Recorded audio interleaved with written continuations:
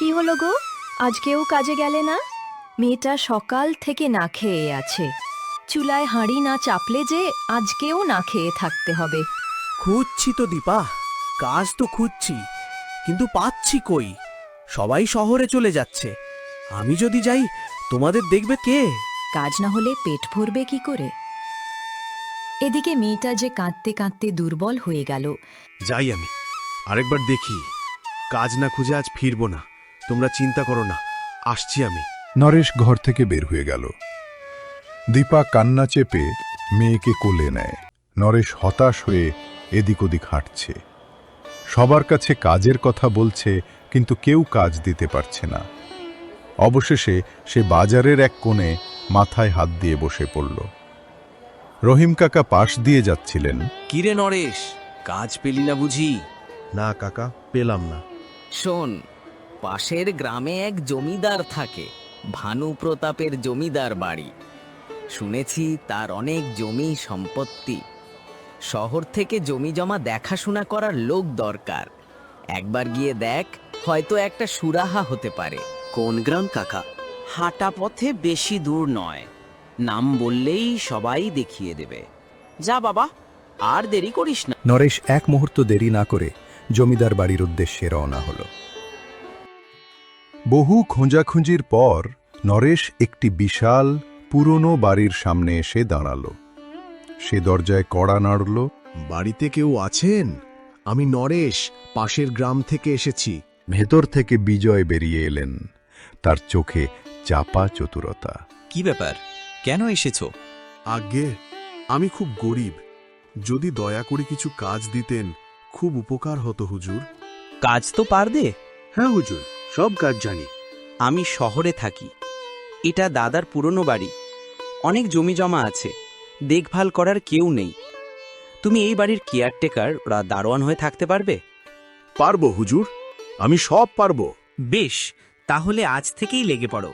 পুরো বাড়ি খালি পড়ে আছে, তোমার যেখানে খুশি থাকতে পারো। আর শোনো, তুমি জমির চাষবাস করে যা পাবে তার অর্ধেক টাকা তুমি নেবে।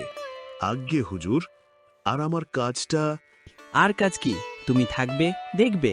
আমি সপ্তাহে একবার আসব। বিজয় দ্রুত চলে গেলেন। তার সেই হাসিটা নরেশের কাছে কেমন যেন রহস্যময় মনে হল। নরেশ খুশির খবরটা পরিবারকে জানাতে বাড়ি ফিরছে। পথে একজন পথিক তাকে থামালো। আরে, তোমাকে তো আগে এই গ্রামে দেখিনি। কোথা থেকে আসছো? আমি পাশের গ্রামে থাকি, কাজের জন্য এসেছিলাম। কাজ পেয়ে গেছি, বিজয় মশাইয়ের বাড়ি দেখাশোনা করার কাজ। জমিদার বাড়ি? তুমি তুমি জানো না, তোমার আগে অনেকেই ওই বাড়িতে কাজ করেছে, কেউই টিকতে পারেনি। কেন, কি হয়েছে? জমিদার মশাই তো দিনে আসেন, দিনেই চলে যান। মানে রাতে কেউ ওই বাড়িতে থাকতে পারে না। লোকে বলে বাড়িটা নাকি ভূত প্রেতের আড্ডাখানা। গভীর রাতে কান্নার আওয়াজ শোনা যায়। এসব আগেকার কথা, ভূত প্রেত আবার হয় নাকি? নরেশ বিদায় নিয়ে দ্রুত হেঁটে গেল, যদিও তার মনে একটা অজানা ভয় ঢুকে গেল। নরেশ দীপাকে সব কথা বলল। যাক, ঈশ্বর মুখ তুলে তাকিয়েছেন। কিন্তু একটা সমস্যা আছে। কি হয়েছে গো? বাড়িটা নাকি অভিশাপযুক্ত। লোকে বলে রাতে সেখানে কান্নার আওয়াজ আসে। তাহলে কি কাজটা ছেড়ে দেবে? আমার মনে হয় না করাই ভালো। এখন কাজটা ছাড়ি কি করে? হাতে অন্য কাজ নেই। আর এত বড় জমি চাষ করার সুযোগ, এই সুযোগ হাতছাড়া করা যাবে না গিন্নি। তোমরা ভালো থেকো, কাল সকালেই আমি কাজে যাব। দীপা বাধ্য হয়ে মাথা নাড়ল। নরেশ পরের দিন সকালে জমিদার বাড়ির দিকে রওনা হল।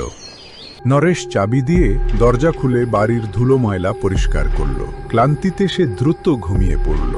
রাত গভীর হল, জোরে বাতাস বইতে শুরু করল। হঠাৎ এক তীক্ষ্ণ কান্নার আওয়াজ। নরেশের ঘুম ভেঙে গেল। এটা কি মনের ভুল? সে নিজেকে শান্ত করে ঘুমিয়ে পড়ল, কিন্তু কান্নার আওয়াজটা তার মাথায় রয়ে গেল। পরদিন সকালে সে বাড়ি গিয়ে দীপাকে সব বলল। কাজটা ছেড়ে দাও, প্রাণ গেলে সব ফুরিয়ে যাবে। না দীপা, আজ আরেকবার দেখব।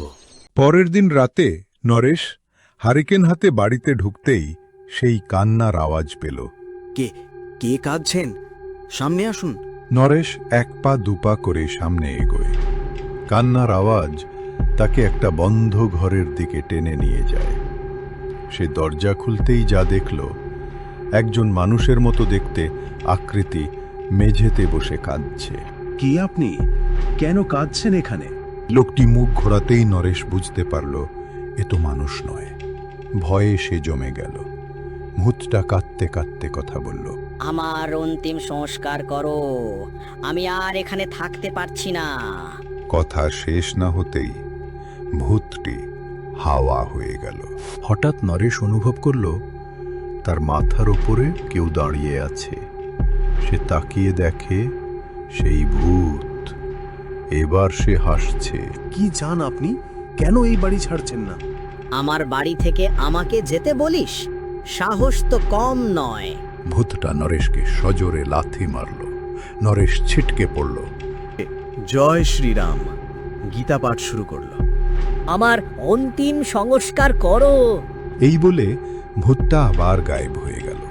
নরেশ কোনো মতে জীবন নিয়ে সেখান থেকে দৌড়ে পালালো। নরেশ সোজা শহরে গিয়ে বিজয়ের সাথে দেখা করে সব খুলে বলল। হ্যাঁ, এই ঘটনা আগেও বহুবার হয়েছে। আমি তোমার কাছে ইচ্ছে করেই লুকিয়েছিলাম। নরেশ এরপর একজন পুরোহিত মশাইয়ের কাছে গেল এবং সব ঘটনা জানালো। পুরোহিত মশাই তার সাথে জমিদার বাড়িতে এলেন। পুরোহিত মশাই যজ্ঞ শুরু করলেন। মন্ত্রপাঠের কিছুক্ষণ পরই ভূত আবার প্রকট হল। কে রে? কে তুই? আমার বাড়িতে ঢুকেছিস কেন? আর তুইও নরেশকে দেখি এখনো যাসনি। কি চাস তুই? কেন এই বাড়ি ছেড়ে যাস না? আমি ভানু প্রতাপ, এই বাড়ি আমার। আমি বাড়ি ছাড়ব মানে? এই কথা শুনে বিজয়, যিনি গোপনে পিছনে দাঁড়িয়েছিলেন, হাত জোড় করে সামনে এলেন। দাদা, আপনি? কে তুই? আমি আপনার নাতি, আপনার বড় ছেলের ঘরের নাতি। আপনি ভূত হলেন কি করে দাদা? শহর থেকে এসে এই বাড়িটা বানালাম। ভাবলাম সবাই মিলে থাকব, কিন্তু তোর বাবা রাজি হলো না। ওরা শহরেই থেকে গেল। আমি একা একা পড়ে রইলাম। একদিন হঠাৎ ছাদ থেকে পা পিছলে আমি বাড়ির পিছন দিকে পড়ে যাই। আমার লাশটা ওখানেই মাসের পর মাস পড়ে থাকে, পচে গলে যায়। এতদিন হয়ে গেল, তোর বাবা আমার খোঁজও নেয়নি। আমার অন্তিম সংস্কার করা হয়নি, আমাকে চিতায় জ্বালানো হয়নি, তাই আমি মুক্তি পাইনি। ভানুপ্রতাপ সাহেব, আপনি শান্ত হন। আমি কাল সকালেই আপনার অন্তিম সংস্কারের ব্যবস্থা করব। পরের দিন পুরোহিত মশাইয়ের নির্দেশে বাড়ির পিছনে মাটি খোঁড়া হল। পাওয়া গেল ভানু প্রতাপের অস্থি। হিন্দু নিয়ম অনুসারে চিতায় জ্বালানো হল। বিজয় নিজ হাতে তার অন্তিম সংস্কার করলেন। অনেক মাস পর দেখা যায় নরেশ ও দীপার কুড়ে ঘরটি এখন একটু উন্নত। তাদের চোখে মুখে এখন আর অভাবের ছাপ নেই। নরেশ জমিতে কাজ করছে আর দীপা হাসি মুখে তাকে দেখছে।